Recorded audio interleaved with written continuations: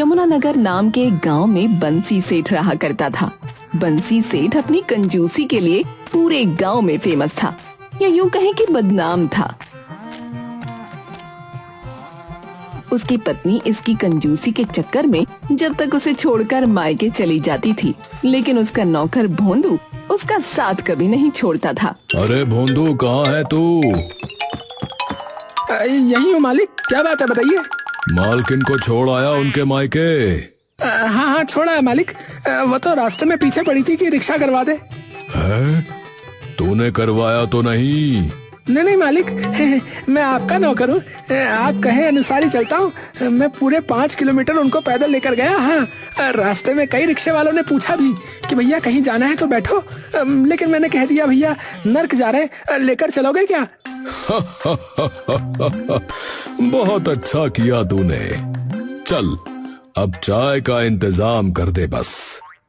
चाय का इंतजाम समझो हो गया मालिक, क्योंकि मैं रास्ते से चीनी, पत्ती और दूध अलग अलग जगह से थोड़ा थोड़ा मांगते हुए लाया हूँ। हाँ। लेकिन चाय बनाएगा कैसे? अपने घर की गैस खर्च करेगा क्या? अरे मालिक, आप भी क्या बात करते हो? अपनी गैस क्यों खर्च करूंगा भला? मैंने पड़ोस में कटिया डाल रखा है। हाँ, उनकी बिजली से अपना वो बिजली वाला चूल्हा जलाऊंगा जो पिछले साल आपने लॉटरी में जीता था। अरे हाय राम, अरे किसी की नजर न लगे तुझे भोंदू। तू मेरे साथ रहते रहते कितना एक्सपर्ट और स्मार्ट हो गया है रे। भोंदू हंसते हुए चाय बनाने चला गया और बंसी ये सोचने लगा कि कहीं उसकी पत्नी वापस रिक्शा करके ना आ जाए। बंसी और उसका वफादार नौकर भोंदू दोनों की जोड़ी गांव में कंजूसी के लिए इतनी मशहूर थी कि लोग उन्हें देखकर ही पैसा बचाने लगते थे। दोनों ने मिलकर ऐसी ऐसी तरकीबें निकाली थीं कि हर काम बिना खर्च के निपट जाता था।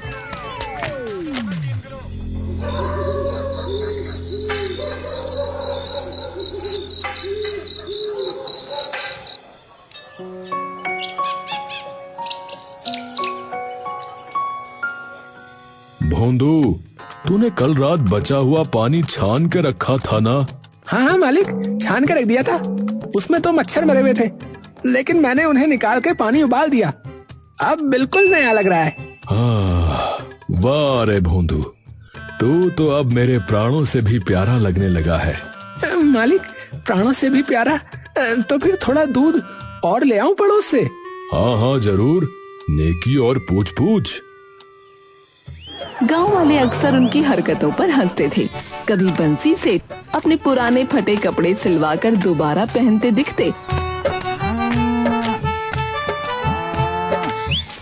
तो कभी भोंदू सब्जी मंडी में लोगों की गिरी हुई सब्जियां चुनता फिरता दिखता।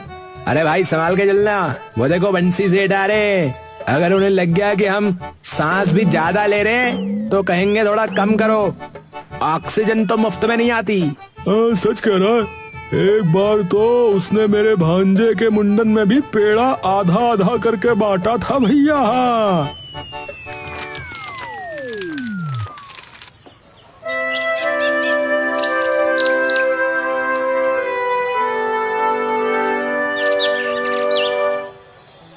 एक दिन शाम को बंसी और भोंदू बैठे होते हैं। भोंदू, अब जाकर मालकिन को वापस ले आ। अब अकेलापन कट नहीं रहा। ठीक है मालिक, लेकिन रिक्शा तो नहीं करवाना होगा? नहीं, उसे भी पैदल लाना। और हाँ, अगर वो ज्यादा नखरे करे तो उसे कह देना सेठ ने खुद नंगे पैर भेजा है, अब तो चप्पल में चल रही हो।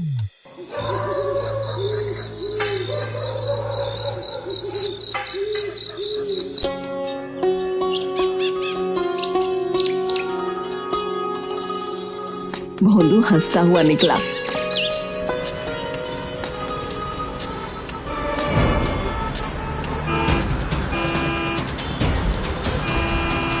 लेकिन रास्ते में एक ट्रक से टकरा गया।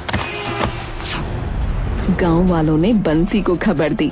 अरे सेठ जी, अरे भोंदू का एक्सीडेंट हो गया है, वो बहुत बुरी हालत में है। हे राम, मेरा झाड़ू, मेरा झोला उठाने वाला, अरे मेरा भोंदू। बंसी दौड़ता हुआ गया और भोंदू को घर ले आया।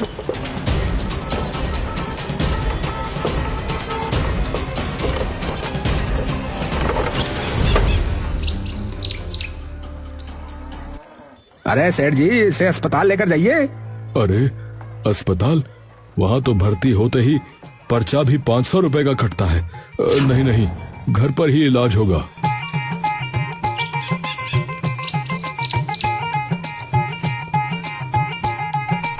बंसी ने सबसे सस्ता डॉक्टर बुलवाया। धरती पर ये सब चल रहा था।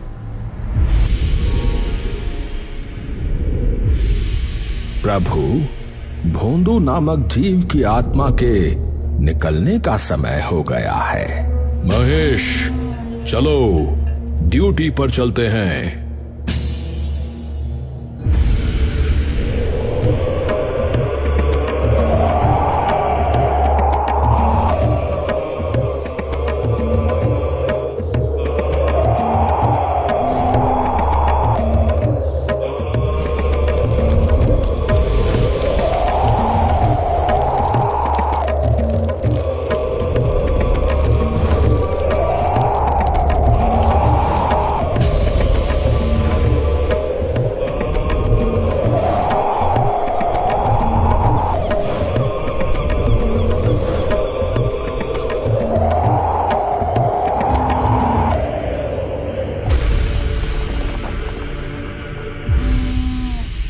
तभी भोंदू की नजर यमराज पर पड़ी। हाय, मर गए। यमराज जी आ गए, मेरी तो मौत आ गई। यमराज? अरे भोंदू, तू तो किस्मत वाला निकला रे। चलो बुलाओ उन्हें, मैं भी दर्शन कर लूं। ये कौन पागल व्यक्ति है जो हमारे दर्शन मांग रहा है? महाराज, महाराज, बस एक बार दर्शन दे दो। मैं जिंदगी भर एक पैर पर नाचूंगा। यमराज और महेश को मजबूरी में सामने आना पड़ा। महाराज, ये भोंदू को छोड़ दीजिए। ऐसा नौकर कहाँ मिलेगा जो मेरी कंजूसी में ऐसा साथ दे। मैं चाय दूसरे के चूल्हे पर बनाने की सोचता हूँ तो ये तो चाय ही कहीं और से ले आता है। अरे चुप कर मूर्ख, मेरी बात ध्यान से सुन। नियति के अनुसार इसके प्राण हरने ही होंगे। आपको जो चाहिए ले लो। मेरा पुराना बनियान, मेरी 3 साल पुरानी छतरी, पर भोंदू को छोड़ दो। तू पागल है क्या? हट सामने से, इसकी मौत आ चुकी है, समझा? महाराज, बस एक बार छोड़ दीजिए मेरे भोंदू को। ऐसा नौकर तो स्वर्ग में भी नहीं मिलेगा। मूर्ख, हम मृत्यु के देवता हैं, कोई किराना के दुकानदार नहीं जो मोल भाव करें। चलो महेश, खींचो इसके प्राण। मालिक, नहीं, ये मर गया तो मुझे झाड़ू कौन पकड़ाएगा? चाय के लिए चीनी कौन मांगेगा मोहल्ले से?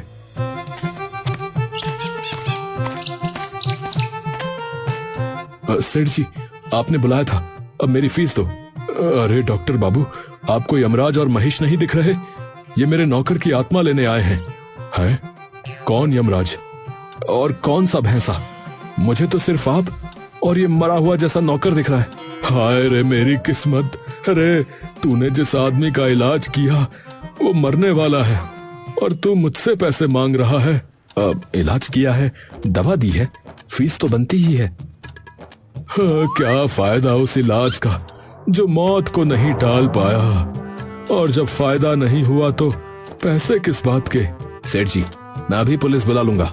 लो, ये लो, खाली डिब्बे हैं, रद्दी में बेच देना, 2-4 रुपए बन जाएंगे। और हाँ, कागज वाला रामलाल सही रेट देता है। धत तेरे की, ऐसा मरीज, ऐसा मालिक। जा रहा हूं मैं। डॉक्टर गुस्से में पैर पटकता हुआ चला गया। यमराज और महेश ये पूरा तमाशा देख रहे थे और दंग थे। हे प्रभु, ऐसा मनुष्य तो मैंने अपने जीवन में नहीं देखा। ये व्यक्ति तो खर्चे के नाम पर बहुत मस्तिष्क चला रहा है।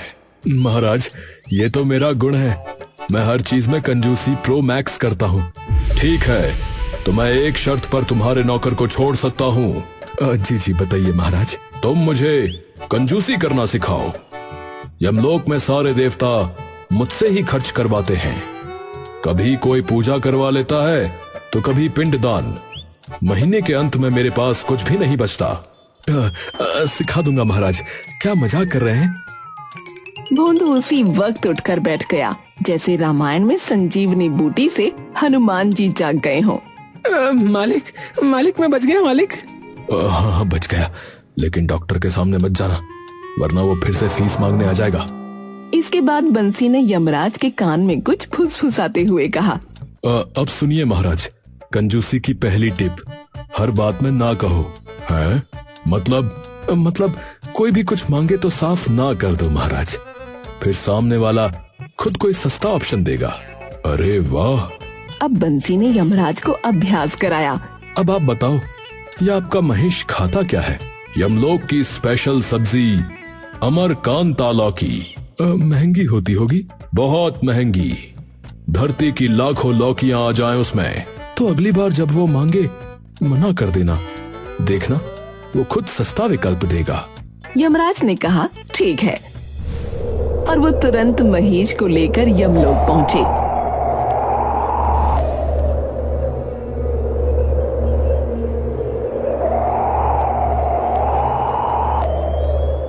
महाराज बहुत भूख लगी है, अमरकांता लौकी दे दीजिए।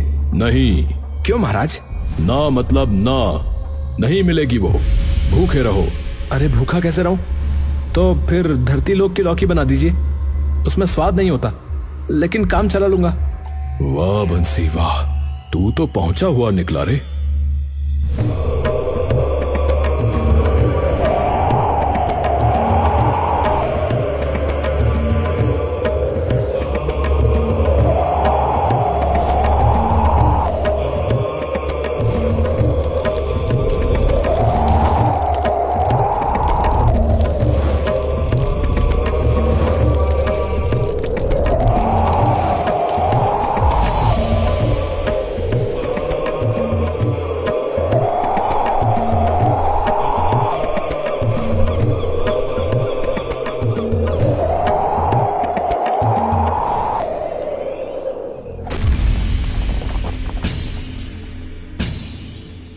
बंसी, सच में तेरा फॉर्मूला काम कर गया। अब अगली टिप दो। अब दूसरी टिप, जो भी चीज खरीदो उसमें कमी निकालो और दाम कम कराओ। कैसे? चलो भोंदू के लिए एक बाम लेकर आओ, लेकिन पैसे नहीं देने। बिना पैसे के कैसे? यही तो ट्रिक है। यमराज दुकान पर पहुंचे। एक बाम देना। ये लो। पैसे नहीं है, ये फ्री में दे दो। क्या फ्री में? फ्री में यहाँ कौन रख गया था तेरे लिए? हैं? हाँ, अरे पैसे नहीं है। चल भाग यहाँ से, यमराज की कॉपी करने आ गया यहाँ पर। यम है हम। अरे अब लात पड़ जाएगी बता रहा हूँ, चलो जाओ यहाँ से। दुकानदार ने यमराज को झाड़ दिया और दुकान से भगा दिया। यमराज उदास होकर बंसी के पास पहुँचे तो महेश एक कोने में खड़ा हंस रहा था। महाराज ये सब आपके बस का नहीं है, रहने दो। तो चुप रह महेश, मैं प्रयास कर रहा हूँ। मैंने उससे बोला पैसे नहीं है तो वो चिल्लाने लगा। महाराज ऐसे नहीं होता, चलिए मैं करके दिखाता हूँ।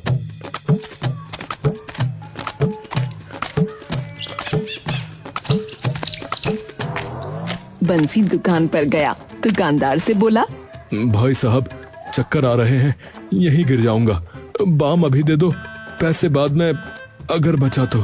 अरे बंसी सेठ, लीजिए लीजिए, गिरिए मत। बंसी विजयी मुद्रा में घर लौटा।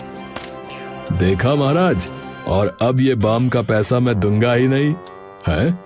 तू तो बहुत ही बड़ा गुरु निकला रे। ऐसे ही थोड़ी मैं बदनाम हूँ। बदनाम नहीं, फेमस है आप मालिक। हाँ हाँ, फेमस ही कह लो। सेठ बंसी, अब तीसरी टिप बताओ। दो तो तूने कमाल की सिखाई, तीसरी क्या बताएगा महाराज? मुझे तो ये एक नंबर का चालबाज लगता है, कहीं हम लोगों को भी ना बेच दे। देख रहे हैं महाराज, आपका भैंसा कैसे मेरा मजाक बना रहा है। अगर ऐसा ही है तो ठीक है, मैं कोई टिप नहीं बताऊंगा। नहीं नहीं, ऐसा ना कहो, ये तो कुछ भी बोलता है। तीसरी पर आखिरी टिप बताओ। ऐसा है, मेरे मालिक को ऐसा कहने वाले की मेजबान खींच लेता हूँ और उसका पट्टा बनाकर गले में पहना देता हूँ। हाँ आजा, ट्राई कर ले, आजा भिड़ ले। अबे चुप रहे महेश, बस कर। क्षमा कीजिए प्रभु, बस थोड़ी मस्ती हो गई। लेकिन यमराज को गुस्सा आ चुका था। उन्होंने गदा उठाई और महिष को पीछे से एक टप दे मारा। ये ले, अभी मस्ती सूझ रही है तुझे? मैं यहाँ कंजूसी सीखने आया हूँ और तू कॉमेडी शो बना रहा है। अरे बचाओ, कोई तो रोक लो यमराज को। अरे महाराज, एक ही वाहन है आपका, मार मार कर परमानेंट छुट्टी न दिला देना। नहीं, बहुत बकवास करने लगा है। हाँ सही बात। बंसी ने जैसे तैसे महिष को बचाया और यमराज को शांत किया। फिर गला साफ करके बोला, अब सुनिए तीसरी और अंतिम कंजूसी की महा टिप। हाँ जल्दी बता। सामान यूज करो और फिर उसे वापस कर दो। क्या? यूज करके वापस? हाँ बिल्कुल महाराज, अब जाओ और वो बाम जो लाए थे उसे वापस कराओ। लेकिन भोंदू ने तो लगा लिया वो बाम। बस तभी तो कह रहे हैं, वापस कर दो। मगर वापस कैसे करें? उस दुकान पर मत जाना जहाँ से ये लिया था। तो दूसरी दुकान पर चलो, मैं खुद करके दिखाता हूँ। अब तीनों निकल पड़े, बंसी, भोंदू और यमराज। बंसी उन्हें गांव की दूसरी दुकान पर ले गया। भाई साहब, ये बाम बेकार निकला। लगा भी लिया पर कोई असर नहीं हुआ। अरे सेठ जी, लेकिन आप तो पहली बार आए हैं हमारी दुकान पर। तू अंधा है क्या है? अरे सुबह ही तो आया था। पर बाम लगाने के बाद कैसे वापस करूं? हाथों से, क्योंकि लगेगा ही ना, तभी तो पता चला कि बेकार है। पर सेठ जी, आपने ये यहाँ से नहीं लिया। भाई साहब, मैं बूढ़ा हो गया हूँ, झूठ नहीं बोलूंगा। आपसे लिया, लगाया, असर नहीं हुआ। अब वापस ही करो और पैसे दो। नहीं तो हम पंचायत में शिकायत करेंगे कि आप खराब बाम बेचते हैं। दुकानदार घबरा गया और बाम वापस ले लिया और 10 रुपए बंसी के हाथ में थमा दिए।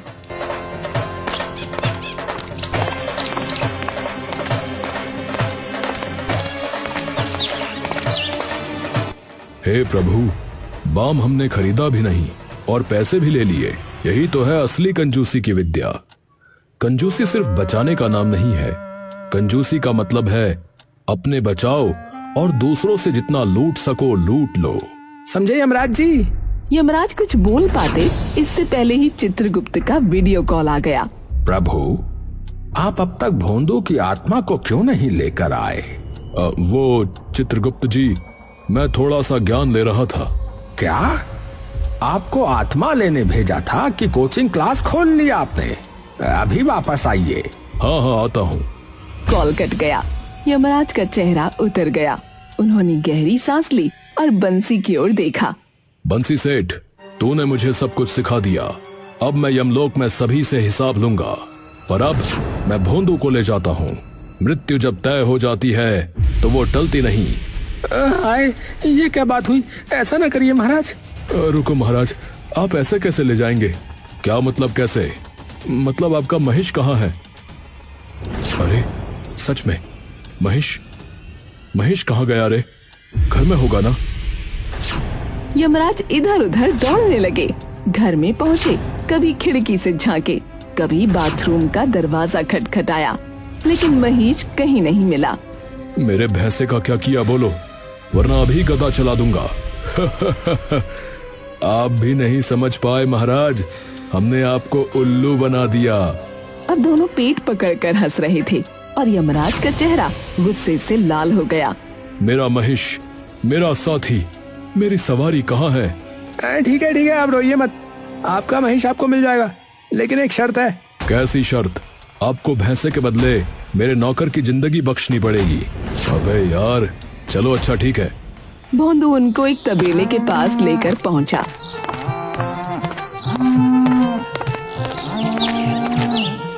जहां सारे भैंसे बंधे थे। एक कोने में महिष बंधा हुआ है, मुंह पर कपड़ा बंधा, आंखों में आंसू।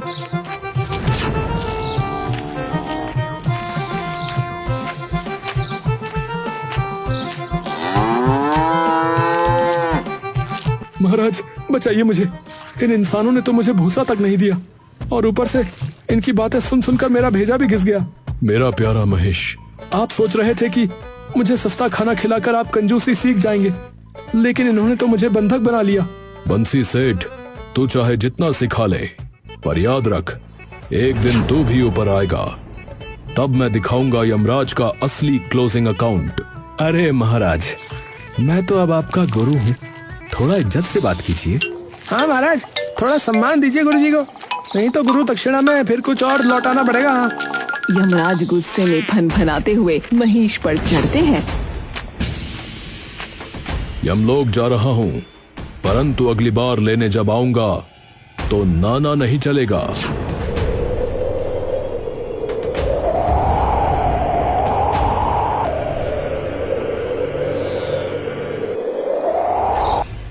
मालिक एक बात बोलूं? बोल भोंदू। आज हमारी जोड़ी ने यमराज जी को भी मजा चखा दिया, मजा आ गया। हमारी जोड़ी और कंजूसी जिंदाबाद। हम यही सब सिखाएंगे लोगों को।